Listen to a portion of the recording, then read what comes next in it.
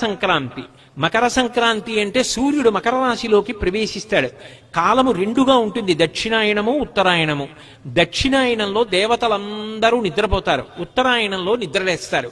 దేవతలు నిద్రలేస్తారంటే బ్రాహ్మీ ముహూర్తమునందు లేస్తారు, తెల్లవారుజామున 3 గంటల వేళ.